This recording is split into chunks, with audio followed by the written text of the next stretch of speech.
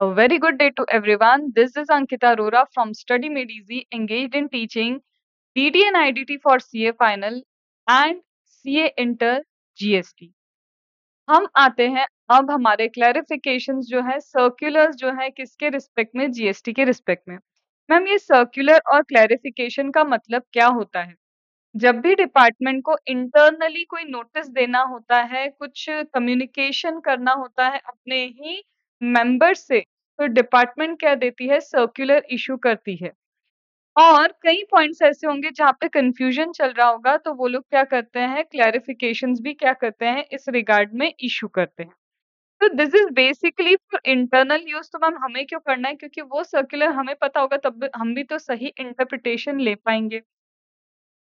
तो ये जो क्लैरिफिकेशंस हैं और ये जो सर्कुलर है, इसमें हम पहले ही सर्कुलर पे बढ़ते हैं, पहले ही क्लैरिफिकेशन पे बढ़ते हैं, जो किसके रिस्पेक्ट में है कि अगर डोनेशन रिसीव हुआ किसी चैरिटेबल इंस्टीट्यूट को, मैम कोई चैरिटेबल इंस्टीट्यूट है जो चैरिटी का काम करता है, उसका काम ही क्या है? रिलीफ टू पुअर, या फिर क्या करना? एजुकेशन प्रोवाइड करना, या फिर क्या करना? मेडिकल रिलीफ प्रोवाइड करना।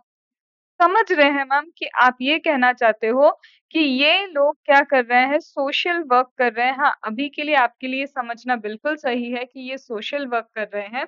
ऑल्दो जब आप सीए फाइनल पे आओगे तो section number 12 double A and आपको क्या मिलेगा? 1023 करके ऐसे 2-3 सेक्शन होंगे जिसमें आपको समझ में आएगा कि एक्चुअल में चैरिटेबल इंस्टीट्यूट होता क्या है। तो अगर एक चैरिटेबल इंस्टीट्यूट है जो लोगों की भलाई के लिए काम करता है, सोशल वर्क करता है, उसे अगर कोई डोनेशन रिसीव होता है, तो मैम ये डोनेशन जब उससे किसी इंडिविजुअल डोनर से रिसीव होता है, तो बताइए कि मैम ये जो डोनेशन उससे रिसीव हुआ है, क्या हम इसे कंसिडरेशन कंसिडर करके इस पे जीएसटी लगा दें? So my question is, the donation received by a charitable institute, whether such donation is liable to be taxed under GST law, yes or no? तो अब इस पे मेरा क्या आता है? क्लैरिफिकेशन आपके लिए, एक्सप्लेनेशन यहाँ पे आता है। मैम आप कह रहे हो कि क्या जो डोनेशन रिसीव कर रहा है, कौन रिसीव कर रहा है? मेरा चैरिटेबल इंस्टीट्यूट। तो क्या वो डोनेशन जो रिसीव कर रहा है, उस पे हमें जीएसटी लगाना चाहिए या नहीं लगाना चाहिए? तो जो मैं एक्सप्लेन कर रही हूँ, ये अगर आपने अच्छे से सुन लिया तो पूरा क्लैरिफिकेशन आपको क्या हो जाएगा? समझ में आ जाएगा। तो ये रहा मेरा सबसे पहले तो ये चैरिटेबल इंस्टीट्यूट। ये क्या है? मेरा चैरिटेबल इंस्टीट्यूट। ठीक है, तो ये लिख दिया मैम आपने कि ये है क्या? Charitable institute. ये चैरिटेबल इंस्टीट्यूट ने क्या किया? किसी पर्सन से, ठीक है, किसी इंडिविजुअल पर्सन से क्या रिसीव किया? इसने रिसीव किया किसी इंडिविजुअल पर्सन से डोनेशन। ठीक है मैम, कितने का? चलो 5 लाख का डोनेशन। तो ये जो इंडिविजुअल पर्सन है, इन्होंने क्या किया? इन्होंने बहुत ही खुशी-खुशी क्या किया? 5 लाख रुपीस का डोनेशन दिया किसको मैम? चैरिटेबल इंस्टीट्यूट को। अब चैरिटेबल इंस्टीट्यूट भी बहुत खुश हुआ, ठीक है? चैरिटेबल इंस्टीट्यूट भी क्या हुआ? बड़ा खुश हुआ कि उसे 5 लाख रुपीस का डोनेशन मिल गया है। चैरिटेबल इंस्टीट्यूट को बहुत अच्छा लगा, तो ये क्या करना चाहता है चैरिटेबल इंस्टीट्यूट? इनको ग्रैटिट्यूड, समझते हो ना? ग्रैटिट्यूड मतलब थैंक यू, आपने इतनी हेल्प की करके ग्रैटिट्यूड प्रेजेंट करना चाहता है। तो चैरिटेबल इंस्टीट्यूट ने क्या किया? इन्हें ग्रैटिट्यूड देने के लिए यहाँ पे चैरिटेबल इंस्टीट्यूट के बाहर जो बोर्ड लगा होता है, चैरिटेबल इंस्टीट्यूट के बाहर क्या लगा होता है? जो बोर्ड लगा होता है, ये रहा वो बोर्ड, ठीक है? ये क्या है? ये वो बोर्ड है। तो इन्होंने क्या किया? इस चैरिटेबल इंस्टीट्यूट के बाहर जो क्या लगा हुआ है? बोर्ड लगा हुआ है। इस बोर्ड के बाहर ये है मिस्टर, कौन बोल दे? अंबानी, ठीक है? तो ये मिस्टर अंबानी का इन्होंने क्या लिख दिया? नाम लिख दिया, ठीक है मैम? क्यों लिखा? Just to give gratitude. जब लोग ज़्यादा अच्छा डोनेशन देते हैं, बहुत ज़्यादा डोनेशन देते हैं, तो चैरिटेबल इंस्टीट्यूट उनको आभार व्यक्त करने के लिए, ग्रैटिट्यूड देने के लिए क्या करता है? उनका नाम बोर्ड के ऊपर लिख देता है as a token of thanks, ठीक है मैम? अब मैम बताइए, ये जो 5 लाख रुपीस इस चैरिटेबल इंस्टीट्यूट को मिले, आप बताइए मैम क्या यहाँ पे जीएसटी लगना चाहिए, हाँ या ना? तो मेरा आंसर ये होगा, देखो यहाँ जीएसटी नहीं लग सकता मैम, क्यों नहीं लग सकता? 5 लाख रुपीज़ तो चैरिटेबल इंस्टीट्यूट को जा रहे हैं, बिल्कुल जा रहे हैं। पर मैं ये कहाँ बोल रही हूँ कि ये 5 लाख कंसिडरेशन है। क्यों नहीं है मैम कंसिडरेशन? क्योंकि चैरिटेबल इंस्टीट्यूट इस पर्सन को जिनका नाम अंबानी है, इनको कौन-सी सर्विस दे रहा है? कोई सर्विस दी क्या? कौन से गुड्स दे रहा है? कोई गुड्स दिए क्या? तो ध्यान से देखो, यहाँ पे हमारे अंबानी ने क्या किया है, 5 लाख रुपीज़ का डोनेशन दिया है बट बदले में ना उसे कोई सर्विस मिली, ना ही उसे कोई गुड्स मिला, तो मैम जीएसटी तो तब लगता है या तो गुड्स हो या फिर सर्विस हो, कुछ तो सप्लाई होना चाहिए। यहाँ पे चैरिटेबल इंस्टीट्यूट में बदले में अंबानी को कुछ नहीं दिया। ठीक है? तो इसका मतलब मैम जब यहाँ पे ना ही गुड्स है, यहाँ पे ना ही सर्विस है, तो मैम ये तो सप्लाई ही नहीं बन सकता और साथ में मैम ये किसी चीज़ का कंसिडरेशन भी नहीं है, क्योंकि कंसिडरेशन मतलब समथिंग इन रिटर्न। कंसिडरेशन का मीनिंग ही क्या होता है कि किसी चीज़ के बदले में आप कुछ दे रहे हो, आपको बदले में यहाँ कुछ भी नहीं मिल रहा है, तो ये कोई डेफिनिशन फुलफिल ही नहीं हो रही है। तो यहाँ पे आप मैम जीएसटी तो लगा नहीं सकते हो। ये हुई पहली बात। अब इसी केस को मैं कर देती हूँ ट्विस्ट। कैसे करते हैं मैम? देखो, यहाँ पे यही बोर्ड रखते हैं फिर से, ठीक है? Okay ma'am. ये रहा वो बोर्ड वापस से हमारे लिए जिस बोर्ड पे किसके लिए थैंक यू लिखा गया था मैम? अंबानी जी के लिए। अंबानी के लिए क्या लिखा था? थैंक यू लिखा था। मैं अंबानी एक नॉर्मल पर्सन को मान के चल रही हूँ, वो अंबानी जी वाले अंबानी नहीं है ये, ठीक है? अब मैम फिर से बोर्ड पे नाम लिखा, हाँ जी, क्या लिखा? मिस्टर अंबानी। लिखा क्या मिस्टर अंबानी के साथ कि इनका किस चीज़ का बिज़नेस है, सपोज़ करो मैन्युफैक्चरिंग का इनका बिज़नेस है।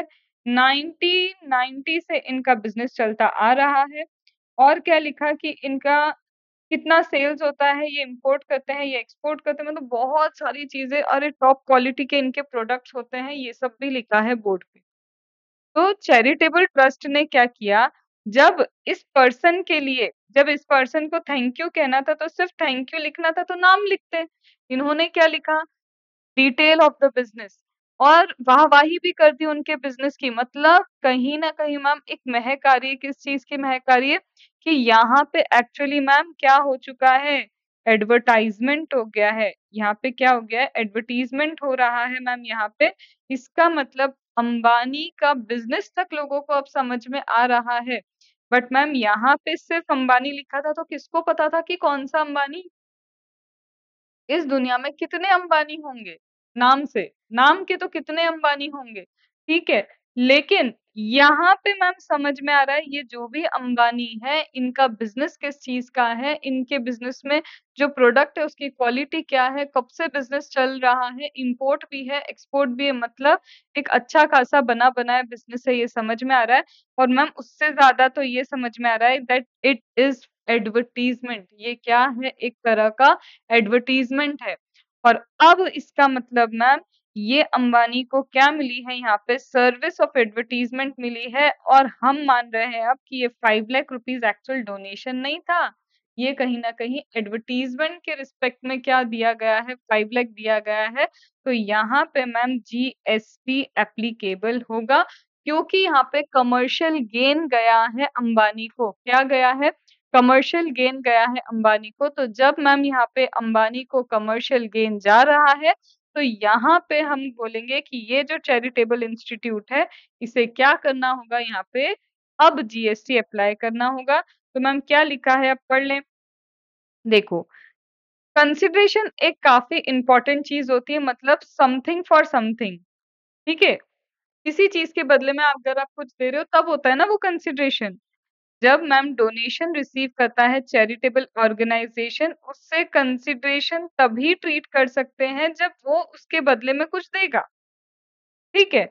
तो जब डोनेशन रिसीव कर रहा है तो इसे कंसिडरेशन ट्रीट हो कर सकते हैं only if there exist quid pro quo. Quid pro quo मतलब आपको भी बदले में कुछ देना है किसी को, आप तभी डोनेशन को कंसिडरेशन मानेंगे जब हमारा ये चैरिटेबल इंस्टीट्यूट भी बदले में कुछ देगा।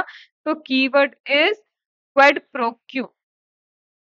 लेकिन अब मैम कौन होते हैं चैरिटेबल इंस्टीट्यूट? रिलीजियस हो सकते हैं, चैरिटेबल ऑर्गेनाइजेशन स्कूल हो सकता है, ऑर्फनेज हो सकता है, ओल्ड एज होम्स हो सकते हैं। इनको मैम डोनेशन वगैरह गिफ्ट मिलते रहते हैं इंडिविजुअल डोनर से। अब इन्हें अगर ग्रेटिट्यूड देना होता है इनको कि भई आपने हेल्प की, हमें बड़ा अच्छा लगा, ग्रेटिट्यूड प्रेज़ेंट करना होता है, तो ये नेम प्लेट पे क्या कर देते हैं, उस पर्सन का नाम लिख देते हैं। और ये जो नाम है ये कहाँ डिस्प्ले होता है? इंस्टीट्यूट जो है चैरिटेबल इंस्टीट्यूट के प्रीमाइस को बाहर जो क्या हो जाता है इस नाम को डिस्प्ले कर देते हैं। यहाँ पे ये बोलते हैं इस तरह से डिस्प्ले करना है कि यहाँ सिर्फ ग्रेटिट्यूड लगे and public recognisation of donors act of philanthropy and is not aimed for the publicity. यहाँ पे सिर्फ आपको लगे कि भाई सामने वाले का कोई कमर्शियल गेन नहीं देना है आपको। फिलैंथ्रोपिक एक्ट नहीं होना चाहिए, मतलब क्या है मैम कि उसको कोई गेन पहुँचाना नहीं है आपको, ठीक है? तो यहाँ पे सिर्फ मियर ग्रैटिट्यूड प्रेज़ेंट करना है, यहाँ कोई फिलैंथ्रोपिक एक्ट नहीं होना चाहिए, यहाँ पे सामने वाले की कोई पब्लिसिटी नहीं होनी चाहिए, कोई एडवर्टाइज़मेंट नहीं होना चाहिए। अगर ऐसा है कि मैम कोई एडवर्टाइज़मेंट नहीं है, कोई फिलैंथ्रोपिक एक्ट नहीं है, कोई कमर्शियल गेन नहीं पहुँचा रहे, तो ये तो कोई सप्लाई हुआ ही नहीं, यहाँ कुछ सप्लाई हो ही नहीं रहा है। जब कोई चीज़ सप्लाई नहीं हो रही तो फिर ऑब्लिगेशन ही नहीं है, यहाँ पे कोई ऑब्लिगेशन नहीं है। मैम जब सप्लाई नहीं है, कोई ऑब्लिगेशन नहीं है, मतलब समथिंग फॉर समथिंग यहाँ कुछ है ही नहीं। तो ये जो पैसा मिला है वो एक्चुअल में सिर्फ डोनेशन है, यहाँ कोई जीएसटी लायबिलिटी नहीं आएगी, यहाँ कुछ सप्लाई ही नहीं रहेगा। लेकिन मैम अगर यहाँ पे कमर्शियल गेन होता तो ये तो समथिंग फॉर समथिंग एडवर्टाइजमेंट के बदले में यहाँ पे डोनेशन गया है, इस डोनेशन को तब हम कंसिडरेशन की तरह मानेंगे और उस पे फिर क्या लगेगा, जीएसटी एप्लीकेबल होगा। Understood? So this was given in your first clarification for donation by an charitable institute. तो मैंने क्या बोला donation for the charitable institute के केस में कि चैरिटेबल इंस्टीट्यूट जो है चैरिटेबल इंस्टीट्यूट को क्या करना है, अगर उनको कोई डोनेशन मिलता है, अगर वो एज़ अ ग्रैटिट्यूड नाम लिखते हैं उस डोनर का, तो सिर्फ़ नाम होना चाहिए या फिर जो भी लिख रहे हो उससे उसकी पब्लिसिटी नहीं होना चाहिए, एडवर्टाइज़मेंट नहीं होना चाहिए। ये सिंपली एक फिलैंथ्रोपिक एक्ट होना चाहिए कि आप ग्रैटिट्यूड दे रहे हो। लेकिन यहाँ पे अगर फिलैंथ्रोपिक एक्ट नहीं है, कमर्शियल गेन जा रहा है, एडवर्टाइज़मेंट हो रहा है, तो यहाँ समथिंग फॉर समथिंग हो रहा है, मतलब एडवर्टाइज़मेंट के बदले में हम मानेंगे कि वो डोनेशन रिसीव हुआ है, तो then it would be leviable to GST. That completes your first clarification. अब हम आते हैं हमारे सेकंड क्लैरिफिकेशन पे। सेकंड क्लैरिफिकेशन क्या बोलता है? मैम सेकंड क्लैरिफिकेशन में बोलता है कि मैम हम है एक आर्टिस्ट। हम कौन है? एक आर्टिस्ट। ठीक है भैया, तो अगर आप आर्टिस्ट हो तो एक बार आर्टिस्ट का हमने ये क्या बना दी, एक पेंटिंग बना लेते हैं। तो मैम हम कौन है? एक आर्टिस्ट और ये रही हमारी पेंटिंग। अगर तुम्हें इस पेंटिंग को देख के कुछ याद आता हो, ऐसी पेंटिंग कहीं पे किसी मूवी में भी तुमने देखी होगी, बस मेरे पास गधा नहीं है, सिर्फ मेरे पास 2 घोड़े हैं, तो मैंने इस पे क्या कर दिया, एक और घोड़ा इसके ऊपर बैठा दिया। मैम ये कौन-सी पेंटिंग है? याद करो, वेलकम मूवी में हमारे मजनू भाई, ये मजनू भाई की पेंटिंग है। याद आया? तो मैम ये पेंटिंग बन गई हमारे मजनू भाई की। मजनू भाई ने बहुत अच्छी इशिका के नाम के लिए क्या कर लिया, एक पेंटिंग बना दी बड़ी अच्छी। अब वो चाहते हैं इस पेंटिंग को सेल करना। वो क्या चाहते हैं, इस पेंटिंग को क्या करना चाहते हैं मैम, वो सेल करना चाहते हैं। तो उन्होंने अपने घर से क्या किया, इस पेंटिंग को निकाला। ऑब्वियसली निकालना पड़ेगा, जैस घर से पेंटिंग को निकाला और इस पेंटिंग को कहाँ पहुँचाएँगे मैम, जहाँ पे एग्ज़िबिशन होगी। तो हम आर्ट गैलरी में भेजेंगे ना भाई, जहाँ पे एग्जीबिशन होगी वहां पे ये पेंटिंग जानी चाहिए कि नहीं, तभी तो बिकेगी। तो मजनू भाई ने क्या किया, इस पेंटिंग को भेजा कहाँ पे, यहाँ से उठा के आर्ट गैलरी में भेज दिया। ठीक है, चली गई मैम। अब मैम जब एक आर्टिस्ट क्या करता है, अपने आर्ट वर्क को क्या करता है, एक आर्टिस्ट अपने आर्ट वर्क को जब गैलरी में सेंड करता है, क्या मैम ये उसने क्या किया, एक जगह से दूसरी जगह अपने गुड्स को पहुंचा दिया। तो क्या मैम हम यहाँ पे जीएसटी लगा सकते हैं? तो बताओ, क्या just moving to the art gallery, आपने आपकी पेंटिंग को सिर्फ अभी आर्ट गैलरी में मूव किया है, is it something that you will call it as a supply? तो ऑब्वियसली आपका आंसर क्या होना चाहिए? नहीं मैम, यहाँ जीएसटी नहीं लगना चाहिए। क्यों? क्योंकि मैम ये सप्लाई नहीं है, ये सिर्फ एक मूवमेंट है। ये क्या है? सप्लाई नहीं है, ये क्या है? सिर्फ एक मूवमेंट है। मैम कैसे? सप्लाई क्यों नहीं है? क्योंकि सप्लाई के लिए आपको मिलना चाहिए गुड्स, सप्लाई के लिए होना चाहिए कंसिडरेशन, सप्लाई के लिए होना चाहिए course furtherance of business and by a person. अब मेरे इस में ये जो एक्टिविटी कर रही हूँ, क्या यहाँ पे एक पर्सन है मजनू भाई जिन्होंने ये काम किया है? यस मैम, वो इंडिविजुअल पर्सन है जिन्होंने मूवमेंट किया। क्या गुड्स हैं? हाँ मैम, यहाँ तो गुड्स भी हैं। क्या उनका बिज़नेस ही है इस चीज़ का? हाँ, सुधरने के बाद तो वो यही बिज़नेस करने लग गए थे, तो बिज़नेस भी यही है। बट मैम जब हमने मूवमेंट किया फ्रॉम आर्टिस्ट की प्लेस से आर्ट गैलरी पे, जब हमने इन गुड्स का, इस पेंटिंग का मूवमेंट किया, मैम क्या कंसिडरेशन तभी आ गया था? नहीं मैम, कंसिडरेशन तब नहीं आया था। ये पहले क्या होगा, आर्ट गैलरी में जाएगी ये पेंटिंग, आर्ट गैलरी में जाके फिर लोग इसे पसंद करेंगे, जिसको पसंद आएगी वो कंसिडरेशन देके खरीदेगा, तब अल्टीमेटली सप्लाई होगा और सारे एलिमेंट्स ऑफ द सप्लाई तब जाके हमें मिलेंगे। Are you getting that thing? तो इसका मतलब मैम, जब हम क्या करते हैं, आर्टिस्ट क्या करता है, गैलरी में मूव करता है अपने आर्ट वर्क को, ये कोई सप्लाई है ही नहीं, क्योंकि मैम यहाँ पे कोई कंसिडरेशन नहीं है। यहाँ पे क्या होगा, ये तब सप्लाई माना जाएगा जब बायर किसी पर्टिकुलर वर्क को सिलेक्ट करेगा और सिलेक्ट करने के बाद कंसिडरेशन पे करेगा, और कंसिडरेशन पे करेगा तब ये एक्चुअल सप्लाई होगा, और तब जाके जीएसटी क्या होगा, एप्लीकेबल होगा। Are you getting this thing? तो 2 चीज़ें क्या हैं, कंसिडरेशन के रिस्पेक्ट में ही है जो अभी हमने क्या की, समझी। तो ये वाला क्लैरिफिकेशन क्या है मैम, इसको हम रखते हैं अभी पेंडिंग। क्यों मैम? क्योंकि अभी आपको वैल्यू ऑफ सप्लाई में ये देखने को मिलेगा, हम वहीं इसे प्रॉपर्ली क्या करेंगे, डिस्कस करेंगे। तो कहाँ मिलेगा मैम ये? वैल्यू ऑफ सप्लाई में। तो तब तक के लिए थोड़ा-सा श्रद्धा और सबूरी। कुछ क्लैरिफिकेशन किसके रिस्पेक्ट में है? Schemes, sales promotion scheme. Ma'am ये सेल्स प्रमोशन स्कीम क्या है? देखो, तुम मॉल जाते हो? हाँ मैम, बिल्कुल जाते हो। तो मॉल में ये नहीं होता? ये वाला पहले करते, bye one get one free. हाँ मैम, मॉल में तो होता है buy one get one free, कि एक के ऊपर एक शर्ट, 2 के ऊपर एक शर्ट, 2 जीन्स के ऊपर एक जीन्स। हाँ मैम, होता है buy one get one free, buy two get one free, ऐसी चीजें चलती हैं। तो तुम्हें क्या लगता है, जब वो बोल रहे एक खरीदो और एक के ऊपर एक मुफ्त, मुफ्त, मुफ्त, तो क्या सच में वो मुफ्त, मुफ्त, मुफ्त कर रहे हैं? नहीं मैम। क्यों? क्योंकि तुम्हें भी पता है कि ऑलरेडी ये जो एक खरीद रहे हो ना तुम, इस एक में ही उन्होंने क्या कर लिया, इस दूसरे का चार्ज ऑलरेडी लगा चुके हो। जब तुम एक आइटम खरीद रहे हो, एक पर्टिकुलर प्रोडक्ट खरीद रहे हो, तो उस प्रोडक्ट के प्राइस में ऑलरेडी दूसरे का प्राइस भी इंक्लूड होता है, और ये तो पता ही होता है हम सबको। तो एक्चुअल में ये सिर्फ दिखावा है कि आपको buy one get one free मिल रहा है। इसका मतलब यहाँ पे क्या है मैम, ऑलरेडी कंसिडरेशन है। यहाँ पे क्या है, कंसिडरेशन है। तो बोलता है देखो, ऐसा आपको लगेगा, at first glance it will appear, आपको ऐसा देखने में लगेगा कि भाई बाय वन गेट वन का ऑफर है। मतलब एक चीज आपको फ्री ऑफ कॉस्ट, एक आइटम आपको फ्री ऑफ कॉस्ट प्रोवाइड किया जा रहा है, इसका मतलब विदाउट कंसिडरेशन प्रोवाइड किया जा रहा है। लेकिन ये कोई इंडिविजुअल सप्लाई नहीं है, आप अलग-अलग नहीं खरीद सकते, आपको साथ में ही खरीदना पड़ेगा, ठीक है?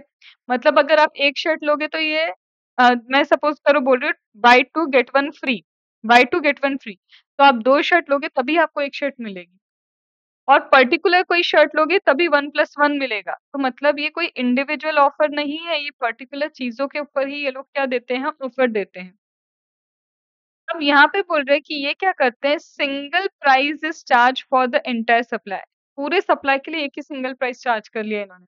तुम्हें लगेगा 1 प्लस 1 है, 2 प्लस 1 है, बट एक्चुअल में जो चार्जेस है वो सारे के सारे प्रोडक्ट के लिए उन्होंने वो चार्जेस लेके रखे हैं। तो इसका मतलब मैम, हर प्रोडक्ट के लिए यहाँ पे क्या है, कंसिडरेशन है। और ये एक तरह से या तो कंपोजिट सप्लाई है जो कल हमने समझा था, या फिर ये क्या बनेगा मैम, मिक्स्ड सप्लाई बनेगा। अगर ये कंपोजिट सप्लाई है, मतलब 2 और मोर टैक्सेबल सप्लाईज नेचुरली बंडल्ड, तो प्रिंसिपल रेट पे हम क्या करेंगे, टैक्सेबिलिटी लेंगे।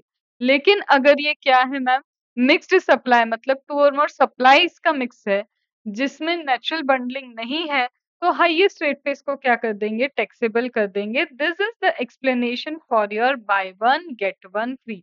तो क्या बोला मैंने, bye one get one free का मतलब है 1+1 2+1 3+1। ये लगेगा आपको देख के कि भाई कुछ फ्री मिल रहा है, बट एक्चुअल में कुछ भी फ्री नहीं होता मैम। यहाँ पे वो सिंगल प्राइस में सारे चार्जेस ले लेते हैं। इसका मतलब वो सिर्फ एक कंपोजिट सप्लाई कर रहे हैं या फिर मैम वो एक मिक्स्ड सप्लाई कर रहे हैं। तो वेदर इट इज कंपोजिट और whether it is mixed supply, naturally bundled है, दोनों चीजें टैक्सेबल है, तो ये कंपोजिट सप्लाई है। अगर 2 चीज़ों का मिक्स है बट वो नेचुरल बंडल नहीं है, तो मैम इसका मतलब है ये मिक्स्ड सप्लाई है एंड डिपेंड करेगा। मिक्स सप्लाई है तो हाईएस्ट रेट पे entire supply will get taxable, और अगर कंपोजिट सप्लाई है मैम तो प्रिंसिपल सप्लाई के बेस पे entire will get taxable. Understood? तो ये हो गया मेरा bye one get one free. अब आते हैं मैम, फ्री सैंपल ही दे दिए। ये तो बोल ही रहा है भाई फ्री सैंपल्स। कई बार न्यूज़पेपर में देखा है आपने, फ्री सैंपल वो फेस वॉश के आ जाते हैं, क्रीम के आ जाते हैं, फ्री सैंपल बाँटते हैं वो। वो एक्चुअल में उन तुमसे कोई कंसिडरेशन चार्ज नहीं कर रहे। और फ्री सैंपल का मतलब है मैम नो कंसिडरेशन। हाँ जी, फ्री सैंपल का मतलब है नो कंसिडरेशन। तो अगर ये नो कंसिडरेशन वाली चीज़ शेड्यूल 1 में कवर नहीं हो पा रही है, तो ये सप्लाई नहीं। और जो चीज़ सप्लाई नहीं है, उसपे जीएसटी नहीं लगता। और सपोज़ ये नो कंसिडरेशन वाली चीज़ आपकी शेड्यूल 1 में अगर कवर हो जाती है, तो ये सप्लाई बनता है, और क्योंकि ये सप्लाई बन गया, फिर जीएसटी लगेगा। तो क्या लिखा है मैम? फ्री सैंपल मतलब नो कंसिडरेशन। अगर ये फ्री सैंपल वाली चीज़ जो है, ठीक है, free of cost, that means without consideration. ये ऐसे तो सप्लाई नहीं बनती, लेकिन अगर इसका कवरेज ये फॉल हो गई एक्टिविटी शेड्यूल 1 में, तो ये सप्लाई बनेगी। और अगर ये सप्लाई बनेगी तो मैम जीएसटी एप्लीकेबल होगा। आगे भी मैं चेंजेस करूंगी इसमें, बट अभी के लिए यस मैम, जीएसटी एप्लीकेबल होगा। Are you getting that thing? तो ये कंप्लीट हो गया हमारा क्या, क्लैरिफिकेशन। तो मैम पहला क्लैरिफिकेशन डोनेशन वाला था। हाँ जी। दूसरा क्लैरिफिकेशन मैम किस चीज के रिस्पेक्ट में था, आर्ट वर्क के रिस्पेक्ट में। तीसरा क्लैरिफिकेशन पेंडिंग करा है हमने। चौथा क्लैरिफिकेशन टाइप्स ऑफ डिस्काउंट के रिस्पेक्ट में था, जिसमें bye one get one free तो एक्चुअल में कोई डिस्काउंट होता नहीं है। और फ्री सैंपल में देखना कहीं वो शेड्यूल 1 में कवर ना हो जाए। अगर शेड्यूल 1 में कवर हो गया है, इसका मतलब वो सप्लाई है, और क्योंकि वो सप्लाई है तो जीएसटी क्या होगा, एप्लीकेबल हो जाएगा। अब जिस चीज पे मैं आ रही हूँ, one of the lengthiest clarification है, बट बहुत प्यारा क्लैरिफिकेशन भी है। दिमाग लगेगा सब, मतलब पूरा बोलते हैं ना, झोंकना पड़ेगा अपने आप को इसके अंदर। ठीक है, तो वो क्लैरिफिकेशन किस चीज का है, याद है मैंने जब तुमको, अच्छा एक और बचा है, पहले ये कर ले फिर ही हम उसको स्टार्ट कर पाएंगे। ये 2 क्लैरिफिकेशंस के बाद है, ये रहा जिसकी मैं बात कर रही थी। अब मैम ये टेनेंसी राइट वाला क्लैरिफिकेशन क्या बोलता है? टेनेंसी राइट वाला क्लैरिफिकेशन ये बात कहता है कि देखो, जब भी आप अपना घर किसी को किराए पे देते हो, मेरी बात ध्यान से सुनो मैम।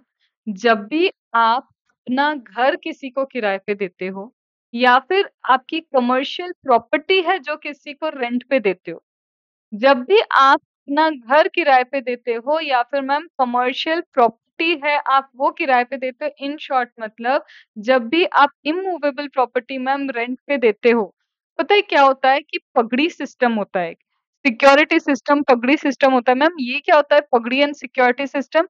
पगड़ी एंड सिक्योरिटी सिस्टम का मतलब है आपसे 2-3 महीने का पहले ही किराया ले लिया जाता है, प्रीमियम क्या कर ली जाती है, 2-3 महीने पहले ही क्या ले ली जाती है, प्रीमियम ले ली जाती है आपसे। 1 मिनट हाँ, let me do it on silent. तो 2-3 महीने पहले ही क्या कर लेते हैं, आपसे पगड़ी चार्ज कर लेते हैं। क्यों? प्रीमियम होता है ये। मैम ये किस चीज़ का प्रीमियम है? देखो मेरे पास जो मेरी प्रॉपर्टी है ना वो मेन रोड पे। मेन रोड पे मैं आपको एक दुकान अगर किराए पे दूँगी तो बट ऑब्वियस मैं आपसे प्रीमियम चार्ज करूँगी। आप क्यों चाहते हो वो रेंट पे लेना? क्योंकि आपको वहाँ पे बिज़नेस करना है। मैं आपको राइट दूँगी, वो वर्ड पे फ़ोकस करो। I will give you the right. किस चीज़ का राइट दूँगी मैं आपको?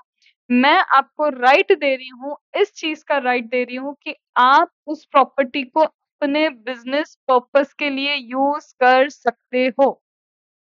मैम ये राइट पे इतना फ़ोकस क्यों? शेड्यूल नंबर 2 में सीखा था व्हेनेवर यू ट्रांसफर राइट, जब भी आप राइट ट्रांसफर करते हो that is supply of service.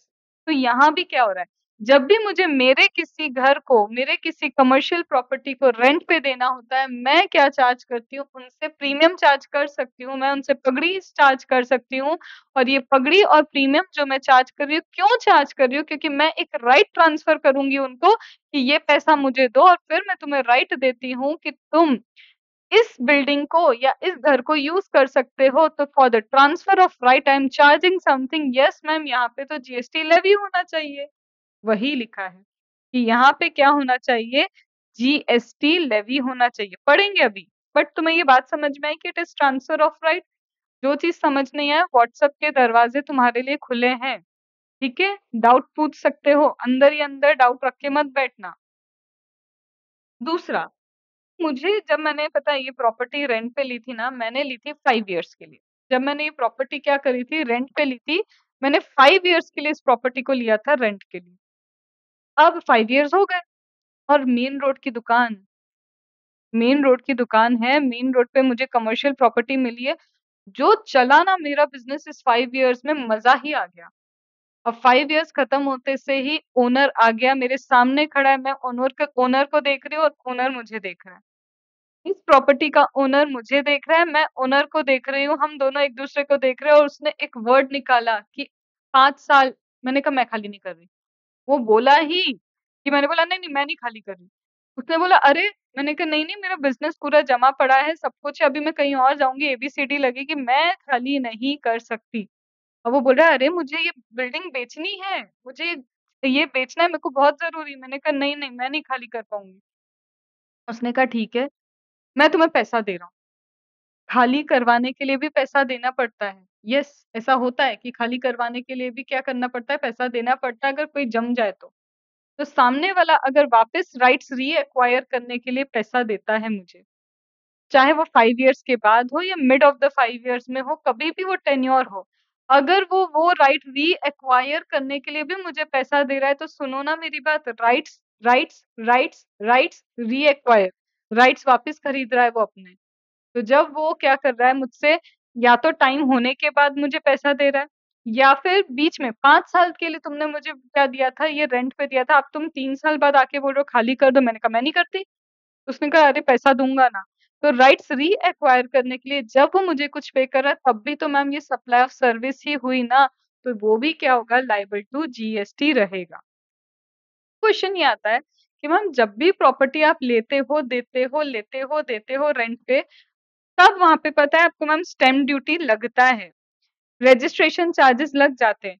तो मैम इस ट्रांज़ैक्शन पे जब ऑलरेडी स्टैम्प ड्यूटी लग चुका है, ऑलरेडी रजिस्ट्रेशन चार्ज लग गया है, तो भी क्या जीएसटी लगाओगे? तो मेरा आंसर है हाँ, हम तब भी जीएसटी लगाएँगे। ऐसा क्यों? हम जीएसटी तब भी इसलिए लगाएँगे क्योंकि जीएसटी लगता है जब सप्लाई होता है। Stamp duty and registration charges are altogether different and they are applied under different act.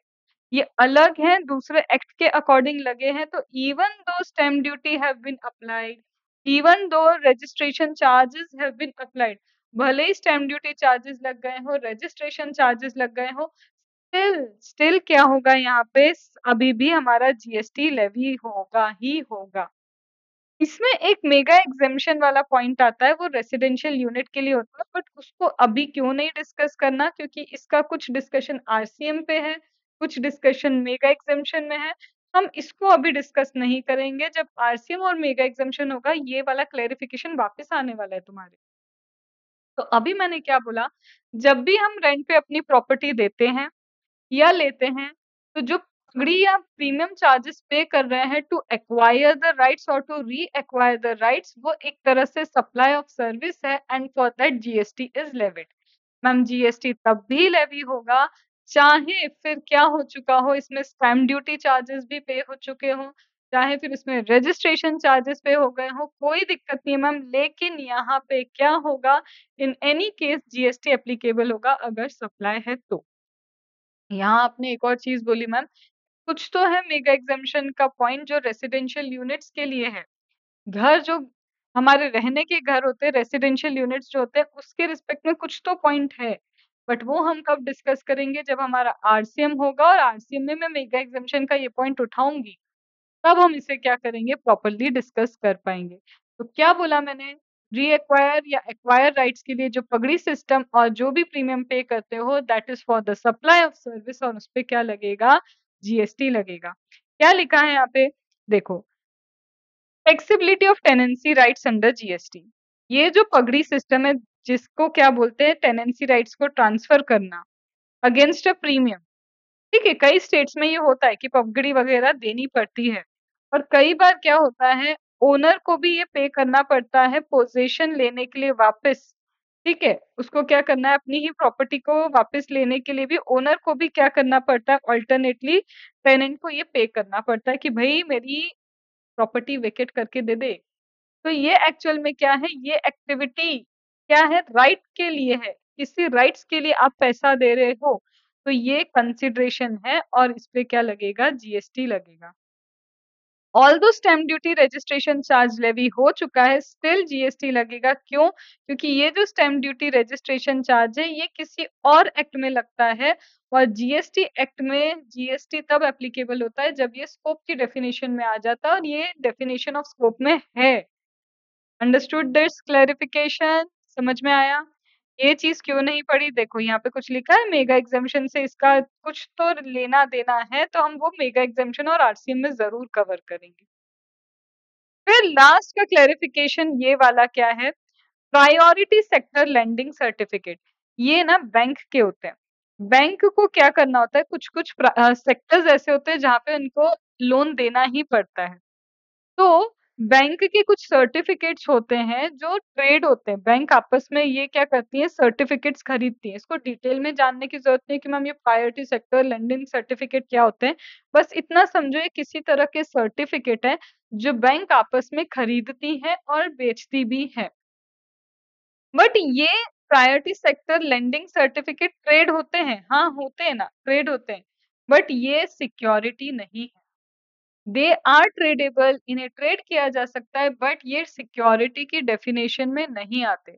और जो चीज सिक्योरिटी की डेफिनेशन में नहीं आ रही और मूवेबल है, इसका मतलब it is supply of goods. ये क्या है, सप्लाई ऑफ गुड्स में आते हैं।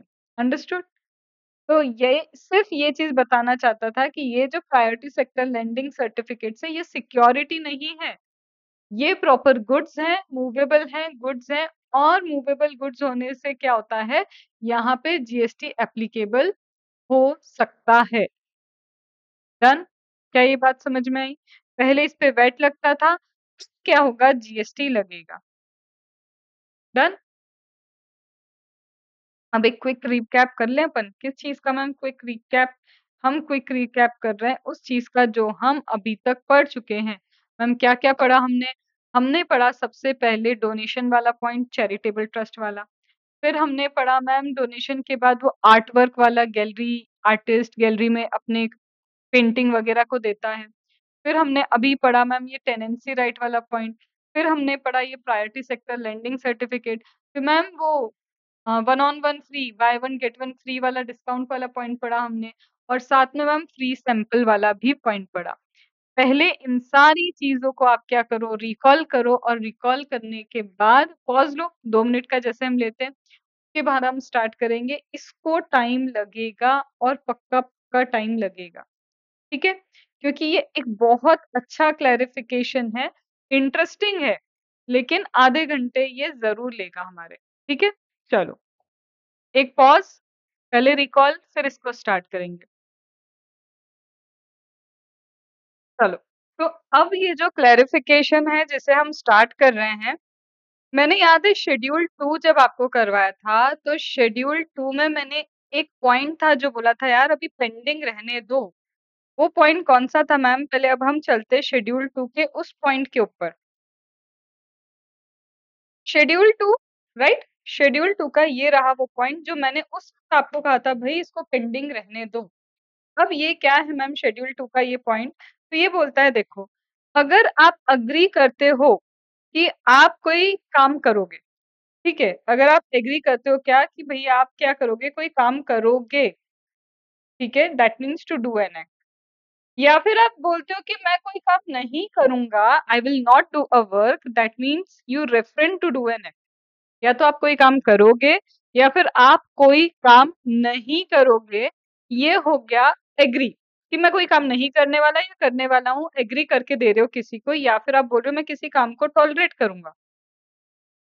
कोई काम किसी को करके देना, बोलना मैं ये काम नहीं करूँगा मतलब किसी ने बोला यहाँ पे गवाही नहीं देना है तुमको, नहीं देंगे, ठीक है चलेगा।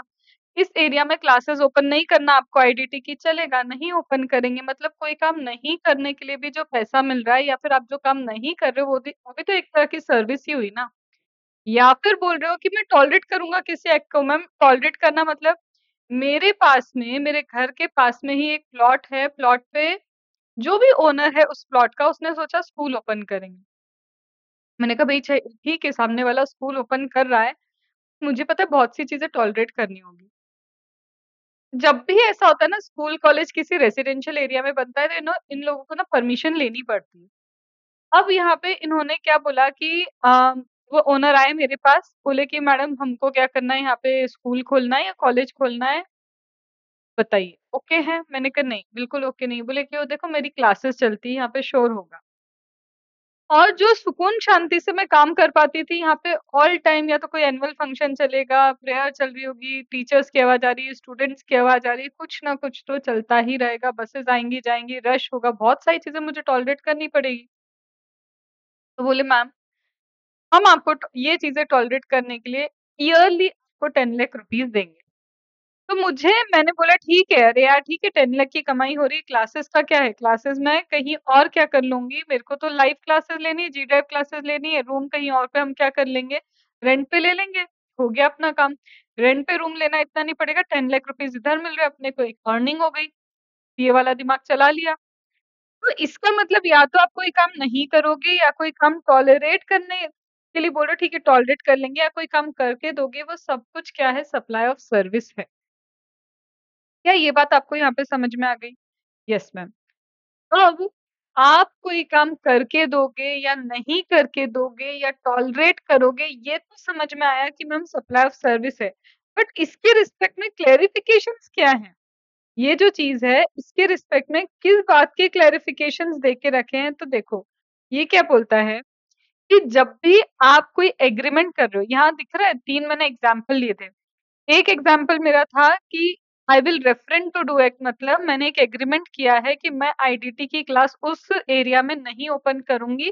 तो एक स्पेसिफिक चीज के रिस्पेक्ट में एक एग्रीमेंट किया होगा मैंने किसी पर्सन से। सपोज करो पुणे में प्रेस्टीज पॉइंट है, प्रेस्टीज पॉइंट पे सारी सीए वाली क्लासेस ही चलती है। अब बीइंग अ न्यू फैकल्टी मुझे भी लगा यार वहाँ पे अपनी भी एक क्लास हो जाए तो बात बन जाएगी। धीरे-धीरे स्टूडेंट्स को पता लगेगा कि कोई है अंकिता अरोरा करके जो जीएसटी भी पढ़ाती हैं और समझ भी आता है भई। तो मैंने सोचा अपने को भी वहाँ पे क्लास चाहिए। जब मैंने वहाँ पे क्लास ली अच्छा खासा चल ही रहा था कि वहाँ के जो कॉम्पिटिटर्स हैं जो ऑलरेडी आईडीटी पढ़ाते हैं, अब उन्होंने क्या बोला, वो मेरे पास आए बोले कि आप इस एरिया में आईडीटी क्लास मत ओपन करो। क्यों मत ओपन करो? ऑब्वियसली धीरे-धीरे क्या होता है फिर डिवीज़न ऑफ द स्टूडेंट तो होता है, उनको लॉस होगा, मुझे प्रॉफिट होगा, ये होना ही होना है। तो उन्होंने कहा हम आपको ना पे करते हैं 5 करोड़ रुपीस, 5 सीआर पे करते हैं किस चीज़ के लिए कि आप इस एरिया में 5 साल तक क्लास नहीं चलाएँगे। 5 years is a very long term, बहुत लंबा टाइम है। हो सकता है जो 5 सीआर मुझे मिल रहा है उससे ज़्यादा तो मैं मेरे स्टूडेंट्स हो जाएँ। स्टूडेंट्स जब मेरे ज़्यादा हो जाएँगे तो हो सकता है उनसे फीस इससे ज़्यादा मेरी अर्न हो जाएगी। तो 5 साल के मुझे 5 करोड़ दे रहे हैं, पर ईयर ओनली 1 सीआर। उसमें भी वो कुछ ना कुछ तो करेंगे जिससे मेरा मार्केट जाए और मुझे कहीं और जाके एकदम इनिशियल एस्टेब्लिश करना होगा जहाँ पे कोई स्टूडेंट्स भी नहीं है। तो उन्होंने एरियाज़ बता दिए कि इन एरिया में आप क्लासेस ओपन नहीं कर सकते। अब मैंने कहा ठीक है, रेफ़रन किया कि मैं वहाँ पे आईडीटी की क्लास ओपन नहीं करूँगी। तो क्या ये एक स्पेसिफिक एग्रीमेंट हुआ है? हाँ मैम, ये तो एक स्पेसिफिक एग्रीमेंट हुआ है।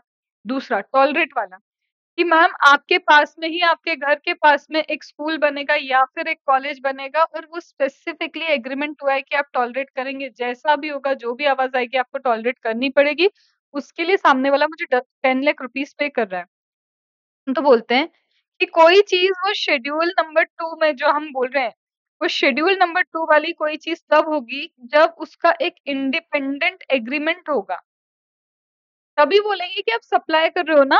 मैंने सर्विस टॉलरेट करने की सप्लाई कब की, जब एक इंडिपेंडेंट एग्रीमेंट है।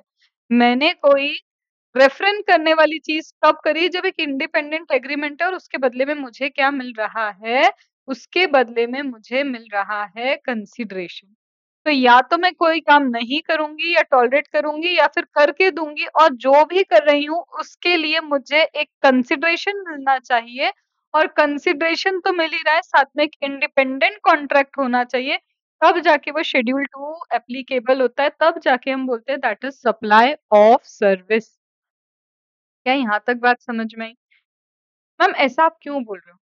समझो, तुम्हारा मेरा एक है ना, बिल्डिंग बनाने का कॉन्ट्रैक्ट हुआ, तुम्हारा और मेरा कॉन्ट्रैक्ट हुआ क्या, बिल्डिंग बनाने का। मैं तुम्हें बिल्डिंग बना के दूंगी, तुमने बनाना भी छोड़ दो, सब कैंसिल कैंसिल। मेरा एक फ्लैट है, तुम मेरे से वो फ्लैट खरीदना है, डन हो गया, तुम्हें फ्लैट पसंद में आ गया, मेरे को बेचना ही है, सब कुछ बातें डन हो गई। तुमने मुझे एक चेक दिया और वो चेक 50 लाख रुपीस का था। वो 50 लाख का चेक हो गया डिसऑनर। हमारा जो एग्रीमेंट था वो किस चीज का था? हमारा एग्रीमेंट था कि मैं आपको फ्लैट सेल करूंगी, आप मुझे कंसिडरेशन देंगे, आपने मुझे चेक दिया और वो चेक डिसऑनर हो गया, और ये बात मैंने टॉलरेट की। 50 लाख का चेक डिसऑनर होना कोई खेल नहीं है। मैंने टॉलरेट किया, ठीक है। मैंने तुम्हें फ़ोन लगाया, तुमने फ़ोन उठाया, मैंने कहा भाई साहब, उन्होंने कहा भैया यस मैम बोलिए। मैंने कहा भाई, आपने मुझे जो 50 लाख रुपीस का चेक दिया है वो डिसऑनर हो गया है। एक तो वो डिसऑनर हुआ, मैंने ये बात टॉलरेट की, वर्ड समझ रहे हो? टॉलरेट की। अब ये जो चेक कैंसल हो उसके कारण 1500 मेरे अकाउंट से भी कट गए, कैंसलेशन चार्जेस, क्योंकि बाउंस हुआ है आपका चेक, मेरे अकाउंट से तो पैसे कट गए। तो मैंने कहा भई 1500 रुपए मुझे दो आप अब। तो उसने बोला ठीक है 1500 मैं आपको दे रहा हूँ। सुनो, ये वाला एग्जाम्पल में क्या मैंने कुछ टॉलरेट किया? हाँ मैम आपने टॉलरेट किया। क्या मुझे कंसिडरेशन मिला? हाँ मुझे कंसिडरेशन मिला। पर क्या कोई इंडिपेंडेंट कॉन्ट्रैक्ट है यहाँ पे मेरा इस चीज के लिए कि स्पेसिफिकली जिस कॉन्ट्रैक्ट में लिखा हो कि चेक डिसऑनर होगा और आप क्या करेंगे, उस डिसऑनर चेक को टॉलरेट करेंगे? ऐसा कोई एग्रीमेंट है? तो समझ रहे हो, ये तीनों में से कोई भी चीज तभी मानी जाएगी शेड्यूल 2 वाली है, जब इन तीनों में से जो भी आप कर रहे हो उसके बदले एक तो कंसिडरेशन मिलना चाहिए और साथ में एक इंडिपेंडेंट कॉन्ट्रैक्ट होना चाहिए। मेरे एग्जाम्पल में हमारा कॉन्ट्रैक्ट फ्लैट सेल करने का है, तुम्हारे डिसऑनर्ड चेक को टॉलरेट करने का नहीं है। Are you getting that thing? तो इसीलिए बोलते हैं कि यहाँ पे कई बार क्या होता है, जब आप कोई कॉन्ट्रैक्ट वगैरह करते हैं, आपको लिक्विडेटेड डैमेज मिलते हैं, आपको पेनल्टी वगैरह क्या करनी होती है, पे करनी होती है, तो उसकी टैक्सेबिलिटी का क्या होगा, यहाँ पे यही चीज के ऊपर डिस्कशन है। बोलता है देखो, आप कोई काम नहीं करोगे, या तो काम टॉलरेट करोगे या फिर कोई काम करके दोगे। इसके लिए अगर आपको कभी क्या होता है, कोई लिक्विडेटेड डैमेज मिलते हैं, चलो इसको मैं थोड़ा सा रुक के ही समझाऊंगी, फ्लो में ही चलते हैं, अभी उस पे नहीं लेके जाती। यहाँ तक बात समझ में आई? इन तीनों में से कोई भी काम हो रहा हो, बट ये होना चाहिए फॉर अ कॉन्ट्रैक्ट।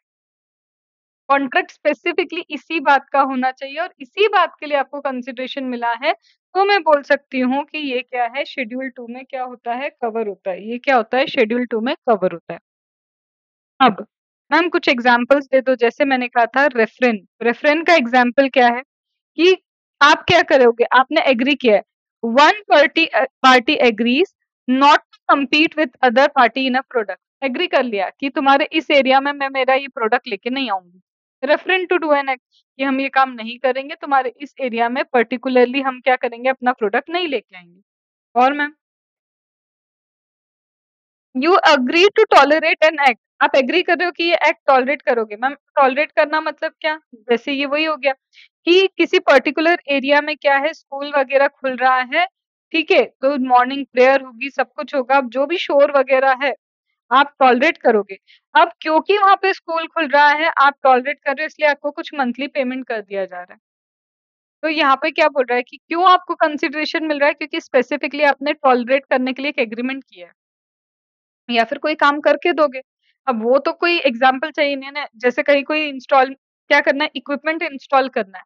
तो अगर आपको कहीं पे कोई इक्विपमेंट को इंस्टॉल करना है, तो इक्विपमेंट इंस्टॉल करके दे दोगे, आपको पैसा मिल जाएगा, उसी का कॉन्ट्रैक्ट हुआ था कि ये मशीन इंस्टॉल करके दे दो।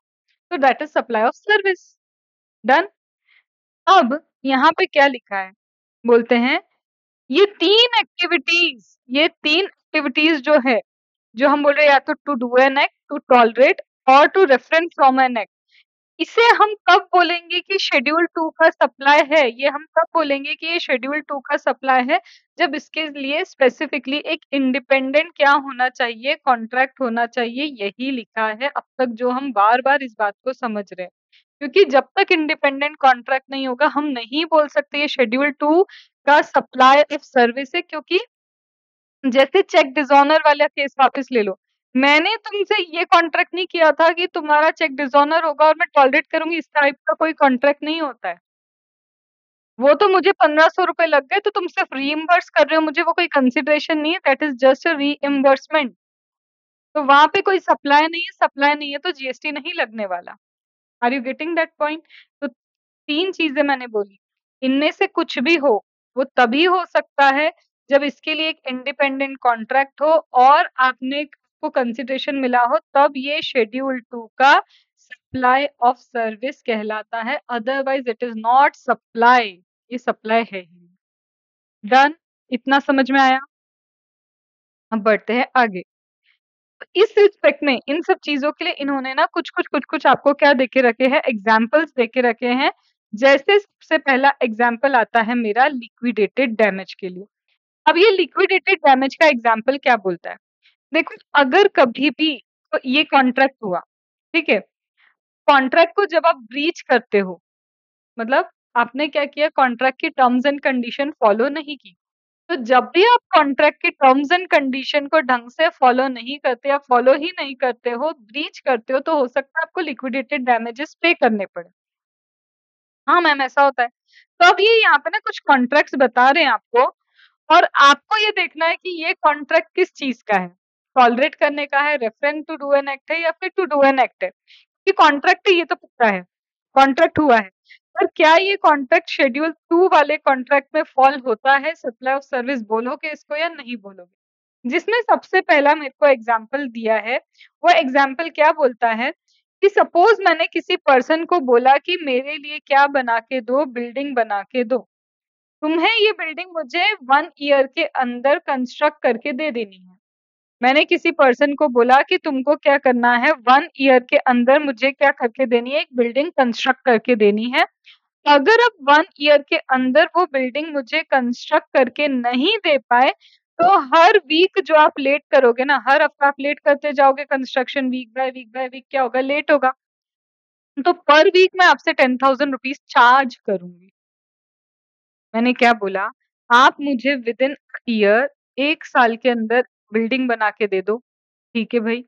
अगर आप 1 ईयर के अंदर इस बिल्डिंग को नहीं बना पाए, तो जितने हफ्ते आप जितने वीक लेट करते जाएंगे, पर वीक मैं आपसे कितना चार्ज करूंगी, पर वीक आपसे 10,000 रुपीज चार्ज होंगे। अब ये कॉन्ट्रैक्ट किस चीज का है, पहले तो ये समझो। क्या यहाँ पे टॉलरेट करने के लिए कोई कॉन्ट्रैक्ट कर रहे हो, डू एन एक्ट का कोई कॉन्ट्रैक्ट कर रहे हो, या फिर refrain to do an act का कॉन्ट्रैक्ट है? मैम यहाँ पे बोला है कि बिल्डिंग 1 ईयर में कंस्ट्रक्ट होनी चाहिए, तो मतलब मैम मेन काम तो है बिल्डिंग कंस्ट्रक्शन 1 साल में हो जाना चाहिए। और ये बोल रहे हैं कि अगर बिल्डिंग 1 ईयर में 1 ईयर में कंस्ट्रक्ट नहीं होती है, तो वो ये बात टॉलरेट नहीं करेंगे, he will not tolerate the act. क्योंकि कॉन्ट्रैक्ट हुआ है 1 ईयर का, और अगर 1 ईयर में नहीं हुआ मतलब कॉन्ट्रैक्ट ब्रीच हो गया, और ब्रीच हुआ है तो हर वीक के 10,000 वो हमसे चार्ज करेंगे। मैम ये जो 10,000 वो चार्ज कर रहा है, मैं हूँ, मैंने तुम्हें बोला बिल्डिंग बना के दो, 1 साल में तुमने बना के नहीं दी, तुम मुझे 10-10 हज़ार रुपए दे रहे हो। मुझे ये जो कंसिडरेशन मिल रहा है 10,000 10,000 10,000, क्या ये किसी चीज़ को टॉलरेट करने के लिए मिल रहा है? नहीं मैम, गलत सोच रहे हो अगर तुम सोच रहे हो कि टॉलरेट करने के लिए मिल रहा है। ये बोल रहा है मैं टॉलरेट नहीं करूँगा कि 1 ईयर से लेट हो ये बिल्डिंग। अगर ये 1 ईयर से लेट होती है तो मैं टॉलरेट नहीं करूँगा, मुझे कंसिडरेशन चाहिए। मुझे क्या चाहिए इसका पेनल्टी चाहिए, लिक्विडेटेड डैमेज चाहिए। मुझे क्या चाहिए लिक्विडेटेड डैमेज चाहिए, मुझे क्या चाहिए पेनल्टी चाहिए ही चाहिए। तो this is what this is something for not tolerating an act. ये किसी एक्ट को टॉलरेट नहीं करने के लिए हो रहा है। ओहो भई! ये किसी एक्ट को टॉलरेट नहीं करने के लिए हो रहा है। तो मैम क्या ये जो 10,000 रुपीज़ मिले हैं, क्या हम इसे कोई कंसिडरेशन मानेंगे? नहीं, ये कंसिडरेशन भी नहीं। क्यों मैम? क्योंकि कंसिडरेशन समथिंग फॉर समथिंग के लिए होता है। यहाँ पे कॉन्ट्रैक्ट बिल्डिंग बनाने के लिए हुआ था, यहाँ पे पैसा डिसाइड हुआ था बिल्डिंग के कंस्ट्रक्शन का। क्योंकि वो कोई लेट वर्क टॉलरेट नहीं कर रहे, उसके लिए इन्हें पैसा मिल रहा है and it is not considered as consideration. तो यहाँ सप्लाई नहीं है तो जीएसटी भी नहीं है, क्योंकि मैंने आपको कहा था टॉलरेट का इंडिपेंडेंट कॉन्ट्रैक्ट होना चाहिए। यहाँ तो इंडिपेंडेंट कॉन्ट्रैक्ट किस चीज़ का है कि हम टॉलरेट नहीं करेंगे और टॉलरेट नहीं करना शेड्यूल 2 में कवर नहीं है। टॉलरेट नहीं करना कहाँ कवर नहीं है? शेड्यूल 2 में कवर नहीं है। आई होप ये बात समझ में आई होगी कि यहाँ पे कई लिक्विडेटेड डैमेज इसलिए नहीं होते कि आप टॉलरेट करेंगे किसी चीज को, इसलिए भी होते हैं कि because you are not going to tolerate the things. आप क्या करोगे? चीजों को टॉलरेट नहीं करोगे, ब्रीच को टॉलरेट नहीं करोगे, और बिकॉज आपने नॉन परफॉर्मेंस किया है या फिर सेटिस्फैक्टरी परफॉर्मेंस नहीं किया या डिले किया है परफॉर्मेंस में, इसके लिए जो पैसा आप किसी को दे रहे हो तो सामने वाले के लिए वो कंसिडरेशन नहीं है, क्योंकि वो नॉन टॉलरेंस का पैसा है और नॉन टॉलरेंस आपके शेड्यूल 2 में कवर नहीं होता है। Is that clear? कोई भी डाउट हो, दिक्कत हो, 7999709236 व्हाट्सएप है आपके पास। चलो, फिर इसके बाद ये पूरी डिटेल ना उसी के रिस्पेक्ट में दी है। देखो यहाँ पे जो मैंने बोला ना, it does not constitute consideration, ये कोई कंसिडरेशन नहीं है। क्यों नहीं है कंसिडरेशन? क्योंकि ये नॉन टॉलरेंस का पैसा है। कंसिडरेशन तब होता है जब समथिंग फॉर समथिंग हो। यहाँ पे कॉन्ट्रैक्ट बिल्डिंग के लिए हुआ था, बिल्डिंग बनाने का पैसा था, वो कंसिडरेशन था। ये जो लेट करने के लिए पैसा मिला है, ये कोई कंसिडरेशन नहीं है। डन। जैसे एग्जाम्पल दिया, damages resulting from damage of a property, negligence या अनऑथोराइज्ड यूज। क्या हुआ? हम टॉलरेट नहीं करेंगे। मैंने तुमको मेरा घर रेंट पे दिया और मैंने कहा कि देखो जैसा घर दिख रहा है पेंट वैसा ही होना चाहिए। अब तुम्हारे यहाँ बच्चे, बच्चों ने क्या कर दिया, पूरी की पूरी पढ़ाई कहाँ पे की? दीवारों पे पूरी पढ़ाई की, कहीं पे क्रेयॉन्स कलर कर दिए, कहीं पे वाटर कलर है, कहीं पेंसिल से लिखा है। मैं आई, मैंने कहा भाई यहाँ पे मुझे अब क्या चाहिए? ये पेंट कराने का पैसा तुमसे चाहिए। तो क्या मैं कोई कंसिडरेशन चार्ज कर रही हूँ? नहीं। मैं कोई चीज़ टॉलरेट नहीं करने का पैसा ले रही हूँ क्योंकि आपने ढंग से यूज़ नहीं किया है उसको, तो उसके लिए मैं आपसे क्या ले रही हूँ? पैसा ले रही हूँ। तो this is not a consideration, और जो टॉलरेट नहीं कर रहे हो उसका पैसा मिल रहा है, ये शेड्यूल 2 में कवर नहीं होता, क्योंकि शेड्यूल 2 टॉलरेट करने के लिए पैसा मिलना चाहिए। टॉलरेट ना करने के लिए पैसा नहीं मिलता, जो पैसा मिल रहा है वो यहाँ काउंट नहीं होता है। अंडरस्टूड? और यहाँ मैम मेन कॉन्ट्रैक्ट था रेंट पे देना। मेन कॉन्ट्रैक्ट में ये नहीं था कि अरे आप यहाँ पे क्या करोगे, बच्चों के थ्रू जो भी आपने गंदा किया है वॉल को वो चल जाएगा, ऐसा कोई कॉन्ट्रैक्ट नहीं। डन। तो ये बात हो गई हमारी किसके लिए? ये बात हो गई कि हमारे सप्लायर को पेमेंट करना पड़ रहा है, क्योंकि सप्लायर ने क्या किया? सप्लायर कौन? जैसे बिल्डिंग, बिल्डिंग भैया मुझे बना के दे देना 1 साल के अंदर। तो सर्विस सप्लायर कौन था? वो बिल्डिंग बनाने वाला जो कंस्ट्रक्शन कर रहा था, और मैं थी रिसिपिएंट। इस केस में सप्लायर को डैमेजेस पे करने पड़ रहे थे। जो अभी हमने एग्जाम्पल किए, उन एग्जाम्पल में सप्लायर डैमेजेस पे कर रहा था और रिसिपिएंट को रिसीव हो रहा था। अब यहाँ पे उल्टा है। यहाँ पे पेमेंट कौन करेगा? यहाँ पे पेमेंट करना पड़ेगा रिसिपिएंट को और सप्लायर रिसीव करेगा। यहाँ पेमेंट कौन करेगा? रिसिपिएंट करेगा और रिसीव कौन करेगा? सप्लायर क्या करेगा? इसे रिसीव करेगा। जैसे मैम, जैसे कि रिसिपिएंट को क्या कहा था कि मुझे 1 मंथ के अंदर पेमेंट चाहिए। रिसिपिएंट ने मुझसे, देखो मैं सप्लायर हूँ, मैंने उसको जो भी बेचना था बेचा, जो भी सर्विस देनी थी सर्विस दी और एक टर्म कंडीशन रखी कि विदिन 1 ईयर मुझे क्या चाहिए होगा? पेमेंट चाहिए होगी। तो रिसिपिएंट को मैंने कहा कि भाई मुझे 1 मंथ के अंदर पेमेंट चाहिए और अगर आपने 1 मंथ के अंदर पेमेंट नहीं किया तो 1% इंटरेस्ट वुड बी चार्ज। कितना इंटरेस्ट चार्ज होगा? 1% इंटरेस्ट वुड बी चार्ज। लो भाई, अब मैम ये जो कंसिडरेशन, जो पैसा मिल रहा है ये एक्स्ट्रा 1% मिल रहा है, किसको मिल रहा है? ये जो सप्लायर को मिल रहा है।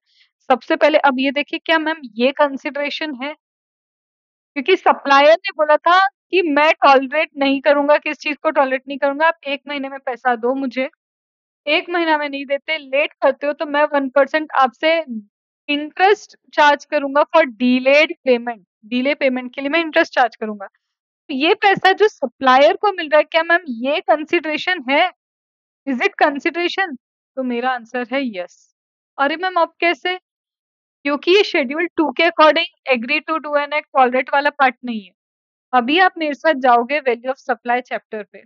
वैल्यू ऑफ सप्लाई बोलता है कि आपके मेन सप्लाई के साथ जो भी एंसिलरी सप्लाई किया जाता है, वो भी क्या है? सप्लाई का पार्ट बनता है। तो इसका मतलब मेन के साथ जो एंसिलरी के लिए कंसिडरेशन मिलता है, वो भी कंसिडरेशन ही है।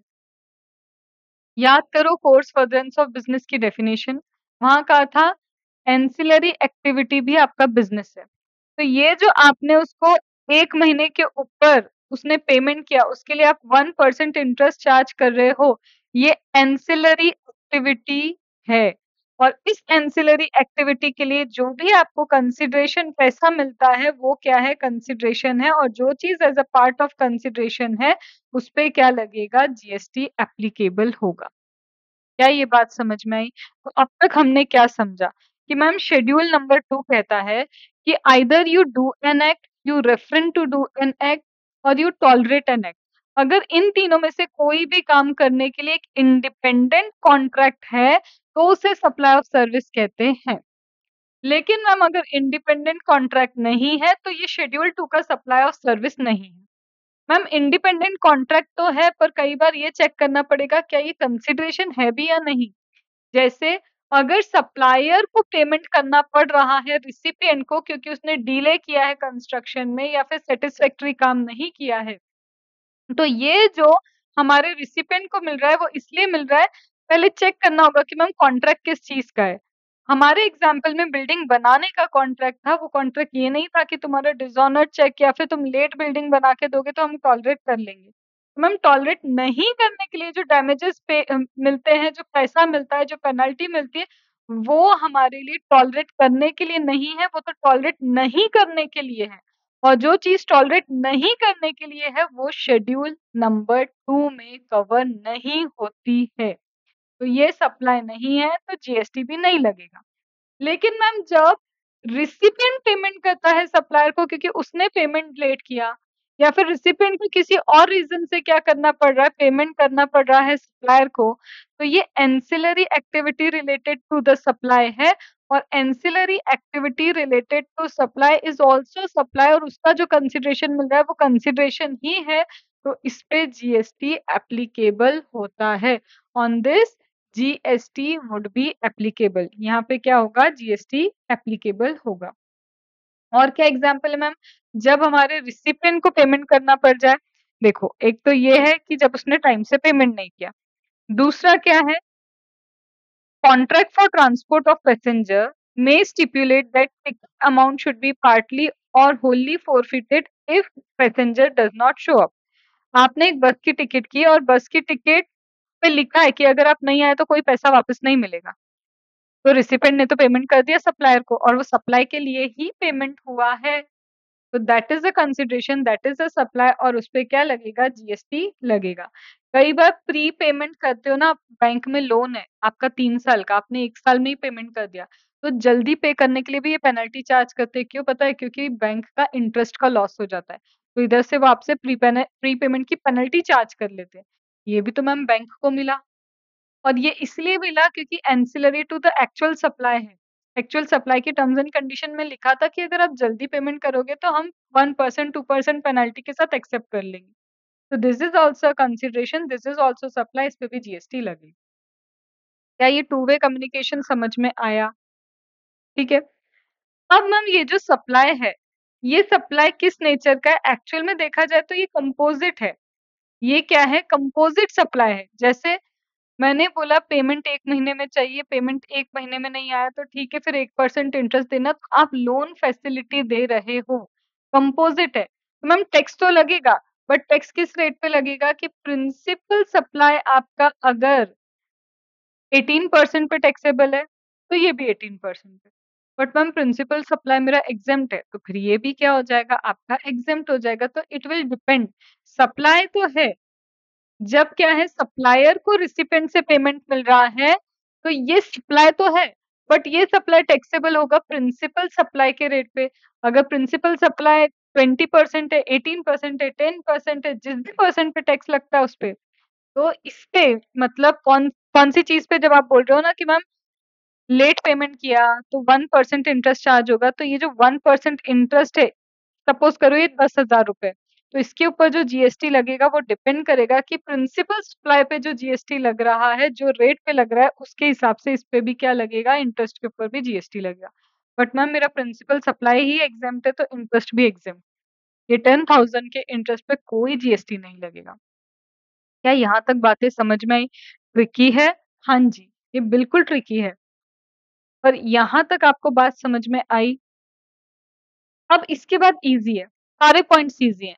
बट यहाँ तक फिर एक पॉज़ लो और पहले ये देखो कि क्या यहाँ तक की चीज़ें समझ में आई? क्योंकि हम जो पढ़ रहे हैं ना, हम भूलने के लिए नहीं पढ़ रहे, लॉन्ग टर्म मेमोरी में लेके जाएँगे। तो व्हाट आई वांट कि पहले आप क्या करो, पूरी रीडिंग करो। रीडिंग कहाँ से करना है? जहाँ से हमने स्टार्ट किया है।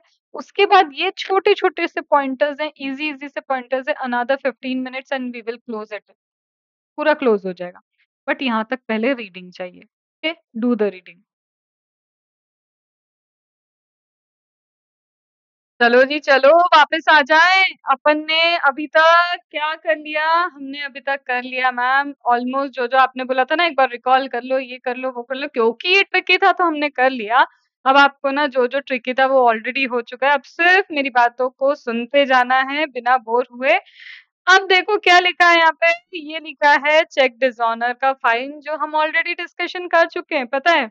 मैम कहाँ किया था डिस्कशन? मैंने कहा था ना देखो, कोई पर्सन आपको चेक देता है, वो चेक डिसऑनर होता है।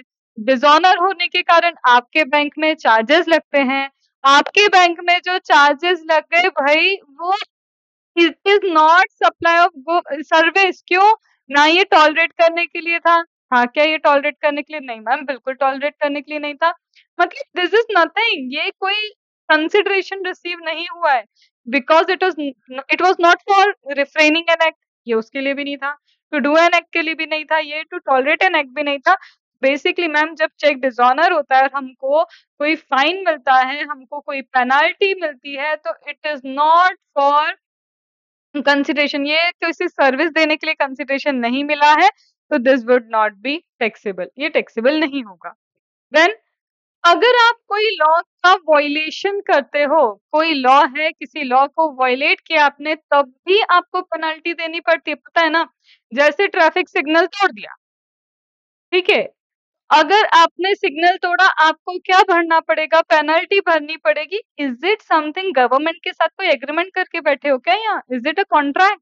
क्या कोई इंडिपेंडेंट कॉन्ट्रैक्ट किया था कि तुम लॉ तोड़ोगे, गवर्नमेंट टॉलरेट करेगी, उसके लिए तुम गवर्नमेंट को पेनल्टी पे करोगे? नहीं मैम, यहाँ तो एग्रीमेंट ही मिसिंग है। तो there is no agreement over here. तो यहाँ भी मैं क्या बोलूँगी, भई जब एग्रीमेंट ही नहीं है, मैंने कहा था ना शेड्यूल 2 में आने के लिए there should be an independent agreement. Independent agreement में आपको कंसिडरेशन मिलना चाहिए। ये एग्रीमेंट हो सकता है to do an act, to tolerate an act या फिर to refrain from an act. तो यहाँ तो मैम जो चीज़ है मेन वही गायब है, एग्रीमेंट ही गायब है। तो यहाँ पे आप बोल ही नहीं सकते शेड्यूल नंबर 2 फॉलो होगा। मैम हम जब कहीं पे भी कहाँ क्या करने जाते हैं, काम करने जाते हैं, मुझे एज़ एन एम्प्लॉयी अगर अपॉइंट किया है, तो कई जगह आपने सुना होगा बॉन्ड साइन होते हैं। कई जगह पे क्या साइन होते हैं? बॉन्ड। अब 3 इयर्स बॉन्ड हो सकता है, 5 इयर्स बॉन्ड हो सकता है, 1 ईयर बॉन्ड हो सकता है, 6 मंथ बॉन्ड हो सकता है। इसका मतलब ये है कि अगर आप 1 ईयर के अंदर हमारी कंपनी छोड़ के जाते हैं, तो आपको हमें पेमेंट करना पड़ेगा। ये क्यों है? मैम ये एग्रीमेंट तो है। आप भी बोल रहे हो कि एग्रीमेंट करते हैं कि 3 साल का बॉन्ड है, 2 साल का बॉन्ड है, 1 महीने का व्हाटएवर इट इज़, ठीक है। बट ये बॉन्ड ना एक जनरल बॉन्ड है। ये क्यों किया जाता है कि जो एम्प्लॉयी सीरियस नहीं होते ना जॉब के लिए, तो उनको एक रहना चाहिए कि भई आज तुम किसी कंपनी में जाओगे, कंपनी वाला बंदा तुम्हें ट्रेन करेगा, सिखाएगा चीज़ें और जैसे ही तुम्हें सिखाया तुम हो गए फुर, उड़ गए यहाँ से, उसका नुकसान है। तो जो नॉन सीरियस होते हैं ना एम्प्लॉयी, नॉन सीरियस एम्प्लॉयी से ये लोग क्या करते हैं चार्जेस लेते हैं। इसके बदले में कंपनी उन्हें कुछ प्रोवाइड नहीं कर रही है। ये सिर्फ एक बॉन्ड साइन किया है, क्या बॉन्ड है कि आप 6 मंथ के पहले हमारी कंपनी नहीं छोड़ सकते। अगर आपने छोड़ा क्योंकि आप एक नॉन सीरियस एम्प्लॉयी है तो आपको हमको पे करना पड़ेगा। तो इसके बदले में क्या कंपनी कोई सर्विस दे रही है उस एम्प्लॉयी को? No ma'am. तो अगेन यहाँ पे क्या है ये कोई टैक्सेबल नहीं है, ये कुछ भी टैक्सेबल नहीं है because it is not for the service. ये सर्विस के लिए नहीं है। तो ये जो पेमेंट है this payment is not a consideration. ये कंसिडरेशन नहीं है, it is not tolerating anything. ये किसी चीज़ को टॉलरेट करने के लिए नहीं है, सिंपल है। कोई नॉन सीरियस एम्प्लॉयी था, वो चला गया है, हमने उसको बोला तुझे इतना पेमेंट करना पड़ेगा, बट यहाँ पे क्या होगा ये टैक्सेबल नहीं होगा, क्योंकि इसके बदले में कंपनी ने कोई सर्विस उसको प्रोवाइड ही नहीं की। देन इसके बाद ये अच्छी चीज़ है, ये तुम्हें पता है, हम अभी डिस्कशन भी इसका कर चुके हैं। क्या मैम? अगर आपने लेट फीस चार्ज किया है किसी पर्सन से। आपने क्या किया है किसी भी पर्सन से लेट फीस चार्ज किया है कि भई तुझे 1 महीने में मुझे पेमेंट करना था, पेमेंट नहीं किया तो इतना लेट फीस। तो एज़ अ सप्लायर आप क्या करते हो लेट फीस चार्ज करते हो किसी पर्सन से और वो पर्सन ने आपको लेट फीस दी। तो वो क्या है सेम वही लॉजिक जो हमने पहले लगाया था, ये एक एंसिलरी एक्टिविटी है। मेन सप्लाई हो सकता है सप्लाई ऑफ गुड्स हो, मेन सप्लाई हो सकता है सप्लाई ऑफ सर्विस हो, तो जो भी मेन सप्लाई दिया है उसके लिए आपने क्या बोला है अगर इस सामने वाले बंदे ने टाइम पे पेमेंट नहीं किया तो लेट फीस चार्ज होगी, तो that late fees is nothing main supply का एक एंसिलरी सप्लाई है। मेन सप्लाई अगर कंपोजिट नेचर का है, तो प्रिंसिपल की रेट पे टैक्सेबल होगा, मिक्स्ड है तो हाईएस्ट रेट जैसा प्रिंसिपल उसके अकॉर्डिंग क्या आ जाएगा यहाँ पे टैक्सेशन आ जाएगा। अंडरस्टूड? डन? ये रीडिंग एक बार आप ज़रूर करना, मैंने ऑलरेडी यहाँ पे ना हाइलाइट करके रखे हैं वो इम्पोर्टेंट पॉइंट और जो मैं बोल रही हूँ ना वही चीज़ें यहाँ पे लिख के रखी है। आपका होमवर्क रहेगा बाकायदा इसको रीड करके रखना। जितना मैंने बोला है वो सारे के सारे अपने आप में क्या हैं कीवर्ड्स ही हैं। देन इसके बाद क्या आता है fixed power charges. Electricity department ने क्या किया बोला आप चाहे इलेक्ट्रिसिटी यूज करो या नहीं करो एक मिनिमम अमाउंट तो बिल आएगा ही आएगा वेदर यू यूज इलेक्ट्रिसिटी और you do not use electricity हमें इससे फर्क नहीं पड़ता आप इलेक्ट्रिसिटी को यूज करो या फिर आप इलेक्ट्रिसिटी को यूज मत करो उससे हमें कोई फर्क नहीं पड़ता है बट आपको एक मिनिमम फिक्स चार्जेस आएंगे ही आएंगे। तो मैम इससे क्या ही बात बनी? इससे कुछ बात नहीं बनी। ये बोलना चाह रहे हैं कि आपने यूज़ किया हो या नहीं किया हो, आपको इतना कंसिडरेशन तो देना पड़ेगा। इलेक्ट्रिसिटी डिपार्टमेंट आपको इलेक्ट्रिसिटी प्रोवाइड कर रहा है और उस इलेक्ट्रिसिटी के बदले में वो बोल रहे हैं कि हमें इतना कंसिडरेशन चाहिए। क्या मैम जीएसटी लगेगा? वो इलेक्ट्रिसिटी हमें प्रोवाइड कर रहे सर्विसेज़ दे रहे इलेक्ट्रिसिटी की जीएसटी नहीं लगेगा क्योंकि इलेक्ट्रिसिटी वाले डिपार्टमेंट में जीएसटी लगता ही नहीं है। Electricity is outside the scope that means वो एग्ज़ेम्प्ट कर रखा है, वो एग्ज़ेम्प्ट सप्लाई है जिसे अभी हम टैक्स नहीं करते हैं। तो इसका मतलब ये है कि चाहे वो मिनिमम चार्जेज़ हो, फिक्स्ड चार्जेज़ हो, वेरी करने वाले इलेक्ट्रिसिटी के चार्जेज़ हो, कैसे भी चार्जेज़ हो, फ़र्क नहीं पड़ता। It is exempt from GST वो जीएसटी से क्या है exempt है। डन? देन लास्ट अरे भई अभी कहीं जाने की ज़रूरत नहीं है। ये जो है ना बहुत लास्ट है और बहुत ईज़ी है। समझा रही हूँ बहुत ईज़ी है। देखो जब आप एयर टिकट बुक करते हो, जब आप क्या करते हो एयर टिकट बुक करते हो, जब आप क्या बुक करते हो, आप बुक करते हो रेलवे टिकट, ठीक है? तो जब आप एयर टिकट बुक करते हो, जब आप रेलवे टिकट बुक करते हो, वहाँ पता है क्या होता है? कई जगह पे ऑप्शन लिखा होता है, दिया होता है कि अगर आपने कैंसल किया तो 20% रिफंड कर देंगे। तो उन्होंने खुद ने बोला है कि हम आपको क्या करेंगे, 20% रिफंड करके दे देंगे। बाकी का एक्स्ट्रा जो है वो चार्ज काट लेंगे, जो उनको डिडक्ट करना है वो डिडक्ट कर देंगे, जितना उनको रिफंड करना है वो रिफंड कर देंगे। तो यहाँ पे वो क्या बोलते हैं कि ये जो कैंसलेशन होता है, ये जो कैंसलेशन अरेंजमेंट है, ये लोग क्या करेंगे, इस कैंसलेशन अरेंजमेंट अमाउंट क्या कर लेते हैं, आपसे चार्ज कर लेते हैं। क्योंकि आपने टिकट बुक की, आप नहीं आ पा रहे, तो आपने टिकट कैंसल की। जब आपने टिकट कैंसल की तो उन्होंने बोल दिया है कि उन्होंने खुद ने आपको एक फैसिलिटी दी है कैंसलेशन की। मतलब क्या है मैम, मेन सप्लाई के साथ एक और सप्लाई है, ये कंपोजिट सप्लाई है। They have given you an option to cancel the ticket, और वो cancellation is a service they have given you a facility, that is composite supply. तो अगर आपका मेन सप्लाई टैक्सेबल है तो ये भी टैक्सेबल होगा, और अगर मेन सप्लाई टैक्सेबल नहीं है तो this will again not be taxable, क्योंकि ये क्या है, एक नेचुरल बंडल है।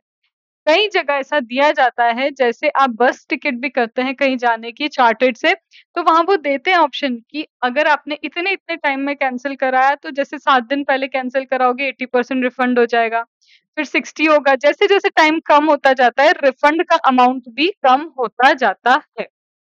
बट ये एक सर्विस है जो दी जा रही है, ये एक फैसिलिटी है जो दी जा रही है, and this is a natural bundle. और नेचुरल बंडल में क्या होता है, कंपोजिट सप्लाई। कंपोजिट सप्लाई में जो प्रिंसिपल सप्लाई है उसके अकॉर्डिंग क्या हो जाएगा, आपका एंसिलरी सप्लाई टैक्सेबल हो जाएगा। बट मैम, कई जगह पे ये क्लियर होता है कि ये नॉन रिफंडेबल है, हम आपको पैसा वापस देने वाले नहीं है। कई जगह पे क्या होगा, नॉन रिफंडेबल होगा, वो बोलेंगे हम पैसा देने वाले नहीं हैं। तो नॉन रिफंडेबल के केस में अगर इनको कोई अमाउंट मिलता है, ठीक है? सपोज़ टिकट हुई, उन्होंने बोल दिया कि अगर आप नहीं आए तो आपको कोई पैसा वापस मिलने वाला नहीं है। We will not give you any amount. तो ये नॉन रिफंडेबल है।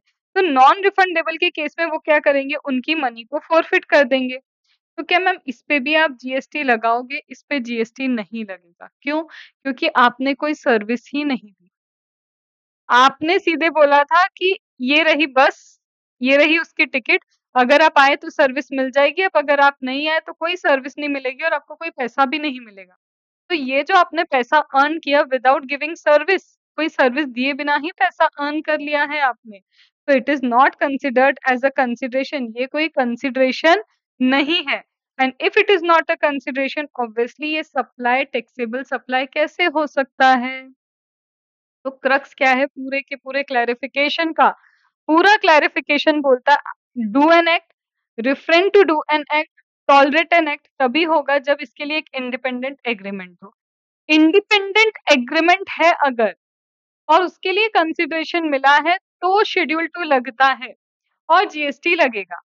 अब इसमें ये भी होगा, सप्लायर को पैसा मिल रहा है पेनल्टी लिक्विडेटेड डैमेज, या फिर रिसिपिएंट को मिल रहा है। रिसिपिएंट को मिल रहा है तो रिसिपिएंट को क्यों मिल रहा है? टॉलरेट करने के लिए, टॉलरेट रेफरेंस करने के लिए, या टू डू एन एक्ट करने के लिए। चार्जेबल हो जाएगा। लेकिन कोई काम वो टॉलरेट नहीं कर रहा है इसलिए उसको पैसा दे रहे हैं, तो शेड्यूल 2 डज़ नॉट कवर कि वो टॉलरेट नहीं कर रहा है, नॉट टॉलरेट कवर नहीं है शेड्यूल 2 में। लेकिन मैम जब सप्लायर को मिलता है, जैसे अनसैटिस्फैक्टरी परफॉर्मेंस है, या फिर लेट पेमेंट है, या प्री पेमेंट पेनल्टी है, सप्लायर को पैसा मिल रहा है, तो इस केस में वो उसके बिज़नेस का एक एंसिलरी पार्ट है जो उसको रिसीव हुआ है, कंसिडरेशन रिसीव हुआ है, वहाँ पे टैक्सेबिलिटी आएगी। अगर ये कंपोजिट सप्लाई तो प्रिंसिपल रेट से आएगी, और अगर मिक्स्ड सप्लाई तो हाईएस्ट रेट से आएगी। देन इसके बाद मैम आगे क्या आता है? इसके बाद आता है आपका वो चेक डिसऑनर वाला किया था हमने, इलेक्ट्रिसिटी में फिक्स्ड पेमेंट है। आप यूज़ करो नहीं करो इतना पेमेंट आएगा, या वेरिएबल नेचर का इलेक्ट्रिसिटी का चार्जेस आएँगे, मैम उस पे जीएसटी लगेगा ही नहीं, क्योंकि वो जीएसटी के प्रीव्यू में ही नहीं आता, उसको एग्ज़ेम्प्ट करके रखा हुआ है। जीएसटी के प्रीव्यू में नहीं आता, इसका मतलब जीएसटी रेट के प्रीव्यू में नहीं आता, उसे एग्ज़ेम्प्ट किया है, अभी उस पे हम टैक्स नहीं लगाते। इसके अलावा एम्प्लॉयी है, एम्प्लॉयी से बॉन्ड साइन करवाते हैं। तो हमने बॉन्ड साइन करवाया, कंपनी ने उसको कुछ दिया नहीं। अगर वो जल्दी चला जाता है और कंपनी को पेमेंट करके जाता है, तो इसका मतलब ये नहीं कि कंपनी उसको कुछ सर्विसेज दे रही थी, वहां पे भी टैक्सेबिलिटी नहीं आती है। देन जैसे ही कैंसलेशन में अगर आपने रिफंड का ऑप्शन दिया है तो कंपोजिट सप्लाई, रिफंड ऑप्शन नहीं दिया है आपने, आपको पैसा मिल चुका है क्योंकि आपने फोरफिट कर लिया उनका,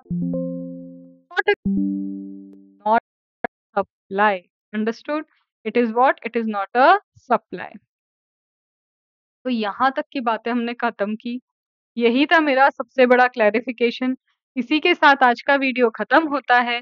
डाउट है, फिर बोल रही हूँ, व्हाट्सएप तुम्हारे लिए, व्हाट्सएप के दरवाजे खुले हैं हमेशा, तुम लोग पीडीएफ सेंड करो, स्क्रीनशॉट सेंड करो, जो डाउट है वो पूछ सकते हो। बस ये याद रखना, जैसे जैसे क्लास आगे बढ़ रही है, पुरानी चीजों को रिकॉल करने की जिम्मेदारी बढ़ जाती है। जैसे जैसे क्लास आगे बढ़ रही है, जिस दिन ये क्लास 35 डे या 40 डे में खत्म होगी, तुम्हें ये लगना चाहिए सिर्फ क्लास नहीं मैम, ये सब्जेक्ट खत्म हुआ है। तो हमारा टारगेट वही होना चाहिए। Are you getting this? चलो, तो मिलते हैं फिर से नेक्स्ट वीडियो में, and in the next video we will be starting charge under GST.